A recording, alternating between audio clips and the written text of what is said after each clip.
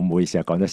4個禮拜啊，仲係講緊呢一個龍樹菩薩或者係大智度論一啲背景嘅資料啊。雖然呢一啲未至於係好核心大智度論嘅內容，但係如果我哋真係用心咁樣去細味，其實從中係可以攞到好多對於我哋自己修行啊、學習好重要嘅養分嘅，無論係心態上甚至乎知見上，都可能會帶嚟一啲嘅轉化。咁但係都要注意一下進度啊，所以我今日盡量完結咗呢一個單元佢啦嚇。謹記最重要嗰樣嘢就係我哋而家其實喺度學佛係嘛，我哋唔係為咗去攞咩學位或者攞咩文憑。攞學位攞文憑嘅話咧，可能你有啲嘢記咗，你或者你背得到出嚟好熟咁就已經得㗎啦。但係如果學佛嘅話，其實我哋最重要或者最終極嘅目的係咩啊？學以致用。學以致用，咁用嚟做咩先？修行，咁修嚟做咩？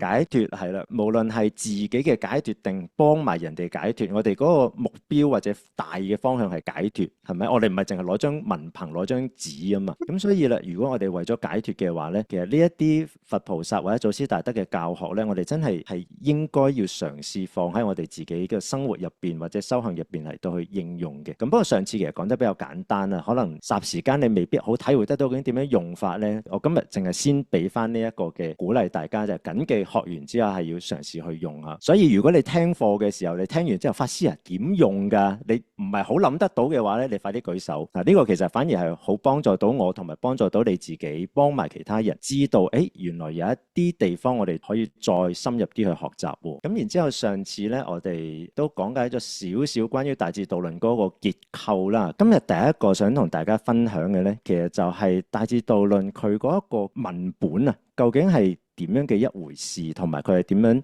產生出嚟嘅？咁根據記載咧，其實佢哋當年嗰個翻譯嘅過程咧，其實係幾得意嘅。之前如果已經有參與我哋嘅課程嘅話咧，可能都有印象就係大智度論其實係對於邊一個文獻嘅注解注釋書啊，仲有冇印象？邊一本經啊？大品般若經。大品般若經冇錯啦，或者我哋全名叫摩訶般若波羅蜜經啦。咁相傳咧，其實當年鳩摩羅什同埋佢嘅團隊翻譯嘅時候咧，其實大智度論同埋呢一個大品般若經兩個咧係交錯咁樣嚟到翻譯法嘅，交錯咁樣翻譯法。喺你哋講義第5頁咧就見到呢一個嘅時間線啦。根據而家我哋見到嘅資料咧，原來最早開始翻譯嘅咧係大智度論先嘅，跟住後尾咧你隔咗幾個月啦，應該未至於有1年咁多嘅，咁就開始翻譯般若經，即係翻咗個注釋書先，然之後先至再翻轉頭開始翻譯嗰一部經啦。咁不過咧係嗰部經嘅初稿先完成嘅，咁但係佢完成個初稿之後咧，其實佢哋都仲係覺得有啲地方唔係咁確定喎。咁喺個過程之中，佢哋亦都有同時翻譯大智度論噶嘛，所以佢哋就用埋大智度論嘅內容咧嚟到去校定埋般若經。咁所以你見到第5頁呢度有個時間線咧，就係雖然大智度論佢係先開始翻譯，咁不過咧佢係最後完成嘅。咁中間其實就係嗰本經同埋大智度論兩者咧係不斷交錯咁樣嚟到去開展佢哋嗰個翻譯啦嚇。咁所以理論上咧睇大智度論同埋睇大品般若理論上就係應該好一致嘅，但係實際上係點呢？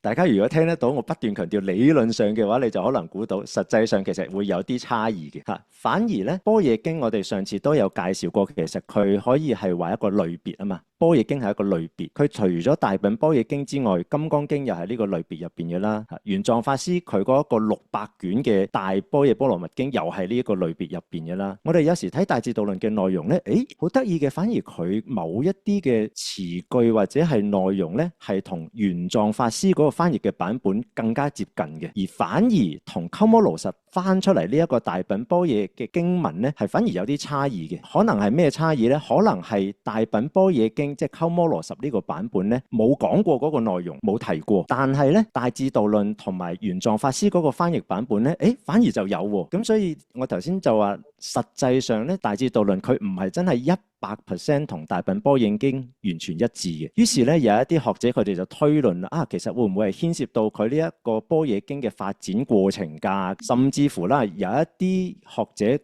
就估計可能喺般若經嘅發展過程入邊咧，都仲係有流傳嘅啲階段噶嘛。某一啲經文內容咧，可能其實係喺大智度論之後先至俾人結集落去般若經入邊。於是乎咧，就係呢一個大智度論嘅內容咧，都影響埋般若經嘅嗰一啲內容啦。我唔知你哋聽唔聽得明啦。簡單嚟到講就係理論上應該係先有經後有論嘅，呢個係理論上嘅過程啊，先經後論。咁但係般若經，我不斷強調佢其實係有好多本嘅，佢只係一個類別啫，佢實際上有好多本。所以咁多本般若經，佢哋流傳嘅過程之中咧，可能就會再受其他嘅因素影響。其中一啲影響後期先至結集嘅呢一啲經文咧，其中嘅一個因素就可能係大智度論啦。咁所以佢哋就話，反而見到大智度論同埋般若經某一啲經文係比較接近一啲。呢個資訊對於我哋如果係有心讀大智度論嘅人嚟到講，有啲咩嘅作用或者係價值呢？就係呢，如果我哋睇大智度論嘅時候，你除咗睇鳩摩羅什嗰個翻譯嘅版本之外呢，有時你可以係再睇埋玄奘法師嗰個翻譯嘅版本。即係換句説話講，一部論，但係睇嘅經咧就唔止一本啦，幾多本啊？最少2本啦嚇！你睇本身同一個翻譯團隊嗰一個版本，亦都睇埋玄奘法師嗰個版本。有時反而咁樣咧，係會更加幫助到我哋去理解、掌握翻大智度論入邊某一啲嘅內容嘅。謹記就係呢一度其實咩翻譯過程乜好複雜，你唔記得唔緊要啦嚇。重點嘅就係你記得，如果你想去深入學習嘅話咧，般若經就唔好淨係睇一個版本啦嚇，要睇埋玄奘法師嗰個版本。